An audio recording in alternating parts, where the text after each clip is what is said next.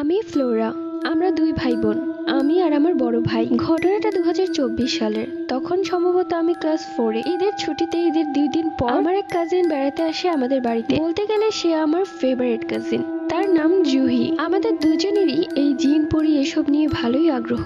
তো আমরা দুজন একদিন বাসায় একা ছিলাম। সবাই নানু বাড়িতে গিয়েছিল। তো আমরা ইউটিউবে একটা হরর রিচুয়ালের টিউটোরিয়াল দেখে একটা রিচুয়াল করলাম। যখন এই রিচুয়ালটা করছিলাম তখন সম্ভবত 12:17 বাজে। আমরা রিচুয়ালটা শেষ করে ঘুমাতে গেলাম। বলে রাখা ভালো, রিচুয়ালটা করার সময় আমরা ক্যামেরা সেট করে রেখেছিলাম। তো যাই হোক, সকালে আমরা ঘুম থেকে উঠে ফ্রেশ হয়ে রিচুয়ালের ভিডিও যখন দেখা শুরু করলাম তখন আমরা ফার্স্টেই খেয়াল করলাম ভিডিওর শুরুতেই একটা অদ্ভুত সাউন্ড। মেটালের ভারী কিছু জোরে করে টেনে নিয়ে গেলে যেরকম সাউন্ড হয় ওইরকম। কিন্তু আমরা রিচুয়ালটা যখন করছিলাম তখন কোনো সাউন্ডই পাইনি। যাই হোক, তারপর অনেক দিন কেটে যায়। এরপর প্রায় 8 মাস পর আমার একটু ডক্টর দেখানোর প্রয়োজন হয়। তাই আমার আম্মু আমাকে নিয়ে ঢাকায় যায়। বলে রাখা ভালো, আমরা রাজশাহীতে থাকি। ঢাকায় উত্তরাতে আমরা আমার ছোট খালামণির ফ্ল্যাটে উঠি। আমার ছোট খালামণির ফ্ল্যাটের সামনেই আমার ছোট মামা আরেকটা ফ্ল্যাট নিয়ে থাকতো। বলতে গেলে একবারে সামনাসামনি ফ্ল্যাট দুইটা। তো আমার ছোট খালামণির ফ্ল্যাটটা ছোট হওয়ায় আমরা ছোট মামার ফ্ল্যাটে ঘুমানোর ব্যবস্থা করি।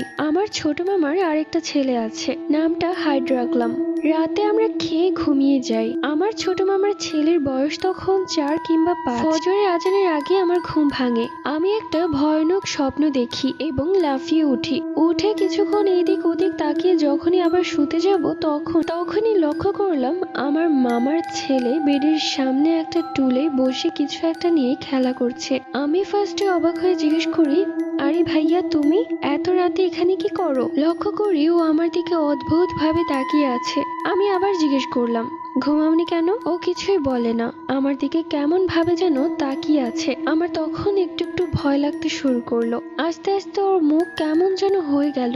এরই মধ্যে ফজরের আজান দেওয়ার সাথে সাথে ও গায়েব হয়ে গেল। আমি ভয় পেয়ে আম্মু ডাকা শুরু করলাম। হঠাৎ মনে হলো আজান বন্ধ হয়ে গেছে। ঘড়ির দিকে তাকিয়ে দেখলাম 3:45। আমি বুঝলাম এটা মনের ভুল। তখনই সেই সাউন্ডটা শুরু হলো, যে সাউন্ডটা আমি আর আমার কাজিন ওই রিচুয়ালের ভিডিওতে শুনতে পেয়েছিলাম। এরপর আমি অজ্ঞান হয়ে গেলাম। যখন জ্ঞান ফিরলো আমি দেখলাম আমি আমার খালামণির বেডে। সবাইকে সবকিছু খুলে বলার পরও সবাই হেসে উড়িয়ে দিল। বলতে গেলে আমার ফ্যামিলির কেউ এইসবে বিশ্বাস করে না। আস্তে আস্তে যত দিন যেতে লাগলো আমার শরীর খারাপ হতে লাগলো।